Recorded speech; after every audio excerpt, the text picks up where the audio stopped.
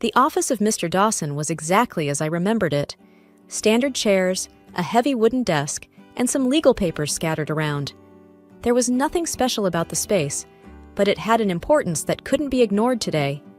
It was the place where the will of our great-aunt would be read. I entered, my shoes clicking against the tile floor. I was the first to arrive, and I took a moment to breathe in deeply, trying to calm my nerves. I hadn't seen Emma in years, and I wasn't sure what to expect. We had grown apart, our lives taking different paths after our parents' tragic accident. While I chose to stay close to home, helping our great-aunt and soaking in the local community, Emma moved to the city. She often said it was to chase bigger dreams. Not long after, I heard the door open again. I didn't need to turn around to know who it was. The perfume was unmistakably Emma's, sharp and assertive. "You're late, Clara," she said with a hint of annoyance. I turned to face her, noting how she hadn't changed much. She still had that assertive walk and a look that often sized people up within seconds. "I'm on time. You're early," I replied, trying to keep my voice neutral. She smirked. "Always trying to play the good girl, aren't you?" Ignoring her comment, I took a seat. The room felt colder with her in it. I looked at the lawyer's desk and then back at Emma, who was busy scrolling on her phone, her long fingers moving swiftly over the screen. "Can we get this over with?" Emma asked, not lifting her eyes from her device. "I have a flight to catch."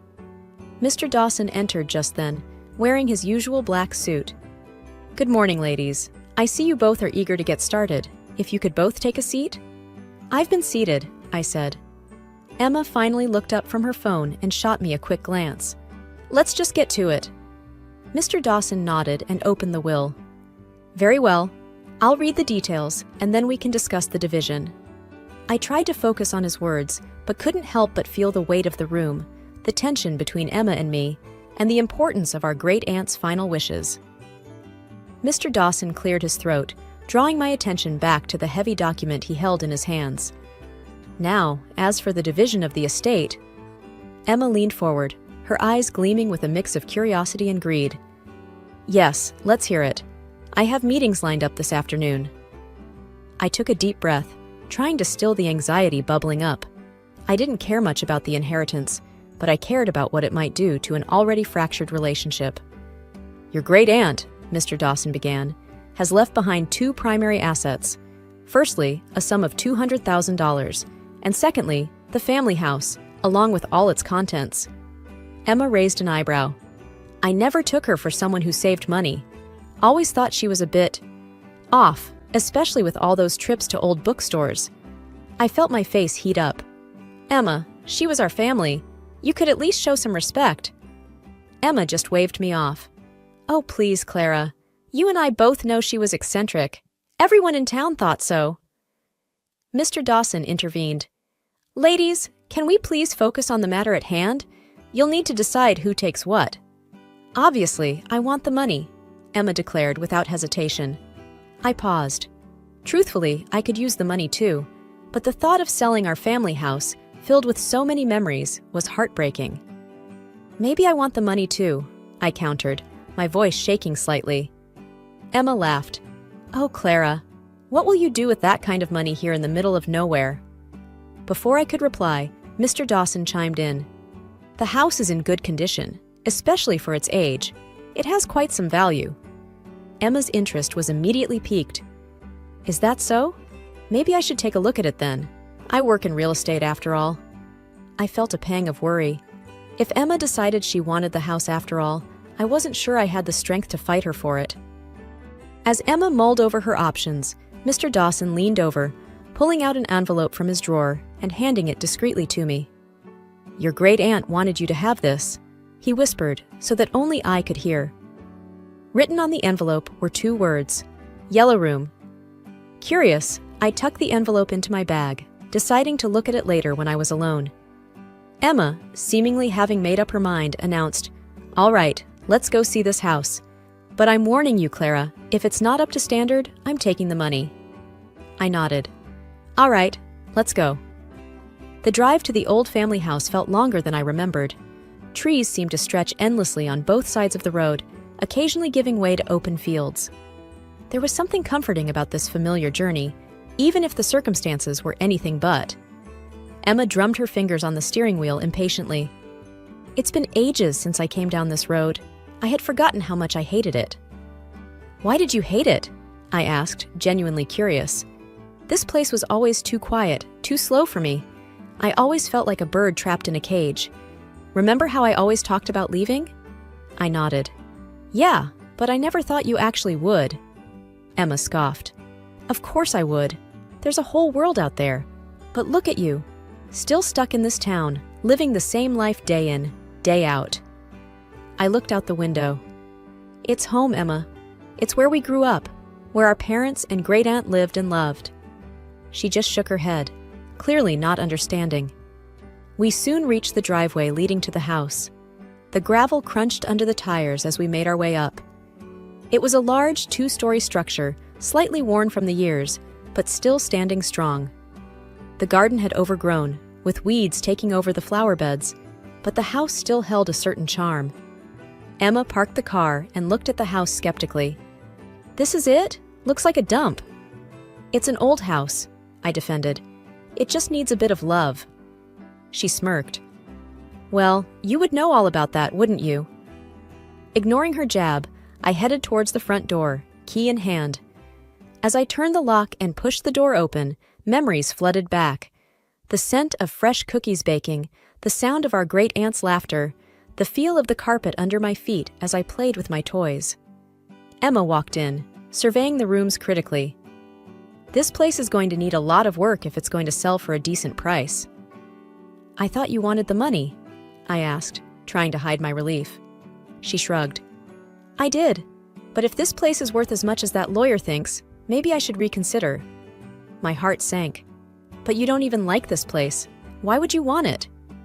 Emma rolled her eyes. Clara, wake up. It's not about liking it. It's about what it's worth.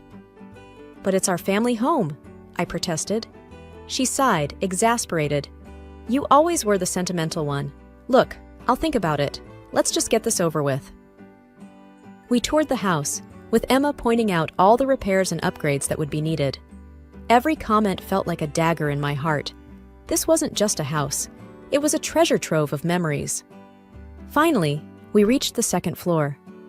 I hesitated outside the door of the yellow room. The door was slightly ajar, revealing a glimpse of the bookshelves inside. Emma pushed past me and entered the room. She looked around, her face scrunching up in confusion. What's so special about this place? It's just a bunch of old books. I didn't answer, my thoughts consumed by the envelope in my bag. Emma seemed to have made up her mind. All right, Clara, you can have the house. I'll take the money. I looked at her, surprised. Are you sure? She rolled her eyes. Yes, I'm sure. I don't have time for all this work. Besides, the house suits you. The next day, I decided to fully explore the house. Without Emma's impatient sighs and sarcastic remarks, it felt like I was truly home. Every corner held a memory. Every room whispered tales of our past. I opened the old wooden cabinets, smiling as I found our great-aunt's china set, still intact. I remembered the stern look she'd give us whenever we used them, warning us to be careful. These have been in the family for generations, she'd say. Sitting at the old dining table, I remembered our meals together. Do you remember the time Emma tried to cook? I whispered to the empty room, chuckling. She had been so determined to make a surprise dinner and had ended up burning everything. But we had laughed and eaten burnt spaghetti, declaring it the best meal ever. Going upstairs, I visited each bedroom. Our parents' room still had their scent, a mix of Dad's cologne and Mom's perfume. Finally, I reached the yellow room. The room our great-aunt had turned into a personal library. The sunlight streamed in, giving the room a soft glow. I ran my fingers over the spines of the books, each one telling not just its own story, but a bit of ours as well. Picking up a random book, I opened it and found a note scribbled in our great-aunt's handwriting. For Clara, when you're old enough to appreciate the beauty of words. I smiled, tears forming in my eyes. She had always said I had a love for stories. I remembered the nights she'd read to us.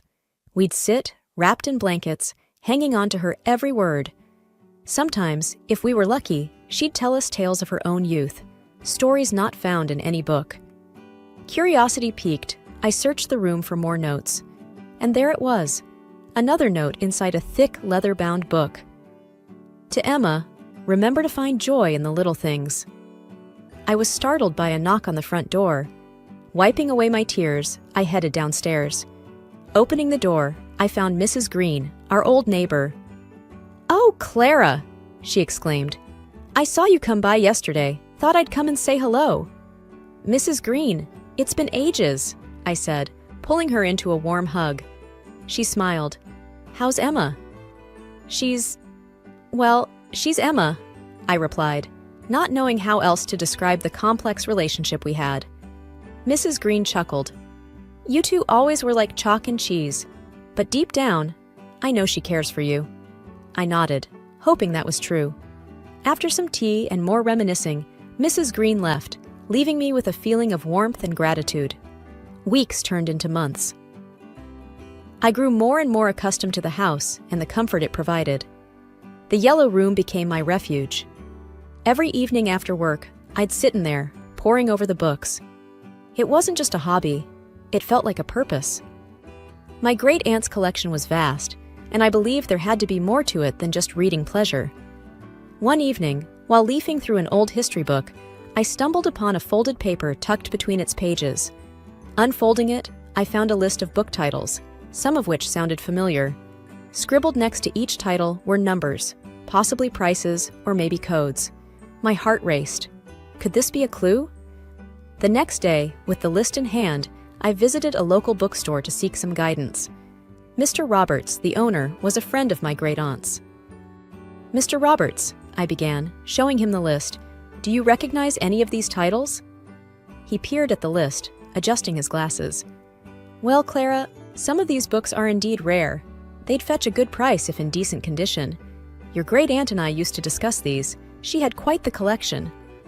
I beamed. "So, they're valuable?" "Yes," he replied, "very.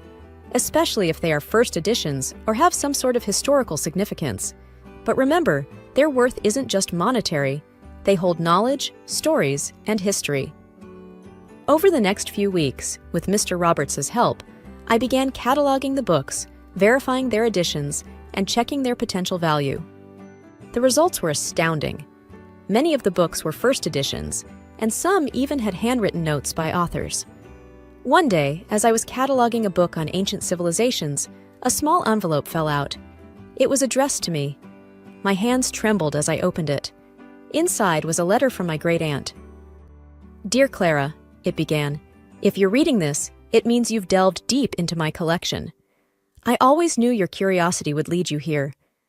These books are my legacy to you, not just in monetary value, but in knowledge.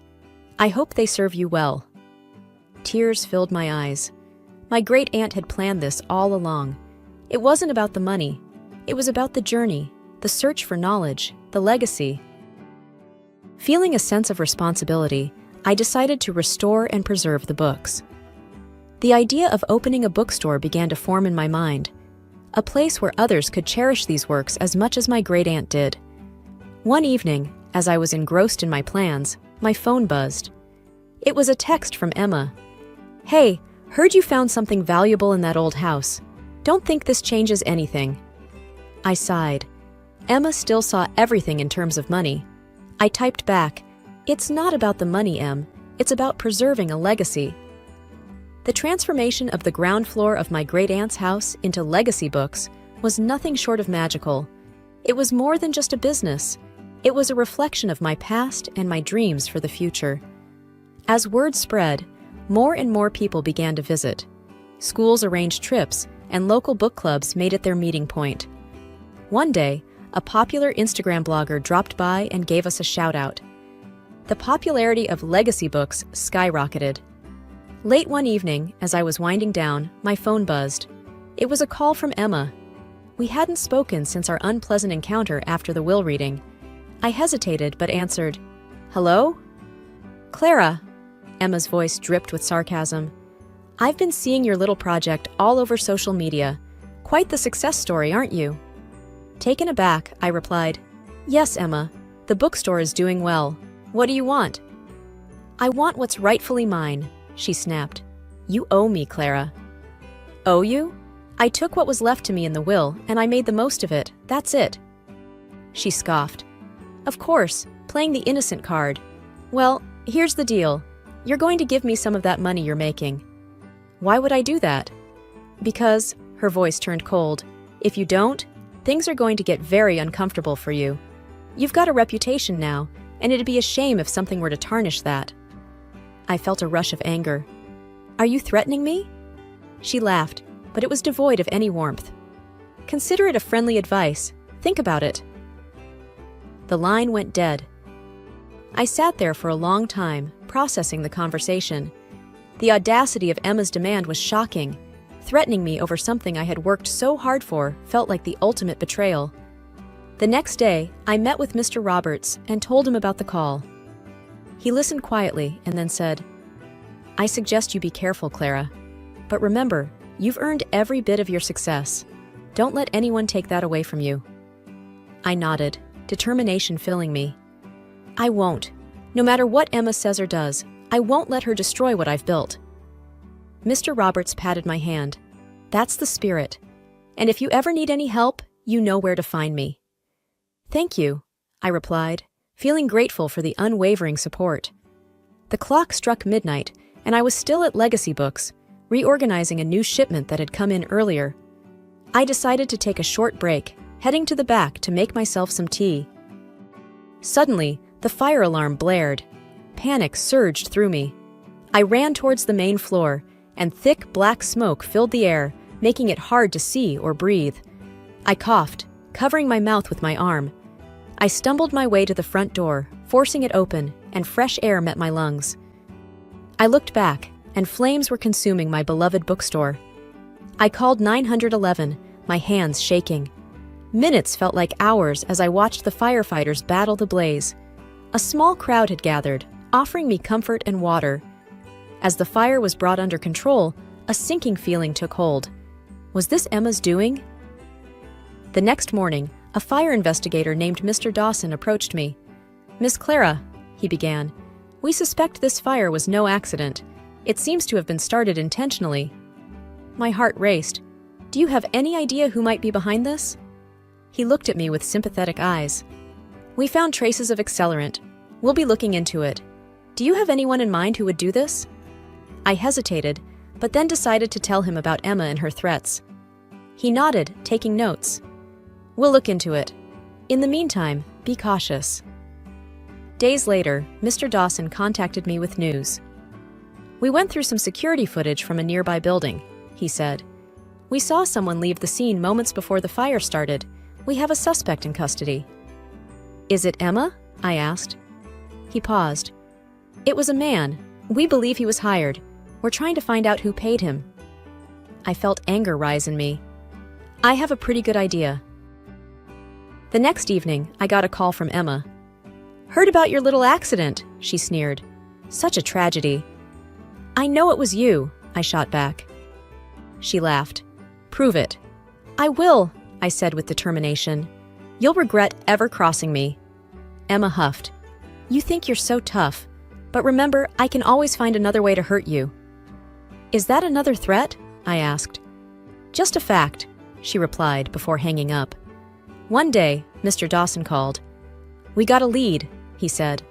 "The man we have in custody started talking. He named Emma as the person who hired him."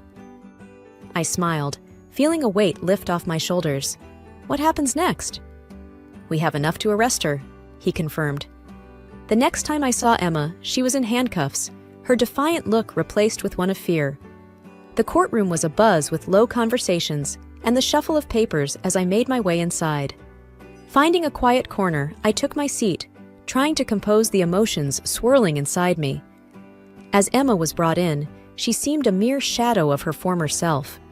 The arrogance, once so evident in her posture and demeanor, was replaced with a downtrodden, subdued look. Her eyes darted around nervously, avoiding mine when they briefly met. When the evidence was presented, it was clear. Emma had willingly and deliberately committed her crimes, driven by an overwhelming greed. Her actions were indefensible. The judge's final declaration resonated in the room. Emma Turner, you are hereby sentenced to 10 years in prison and are required to pay a fine of $500,000.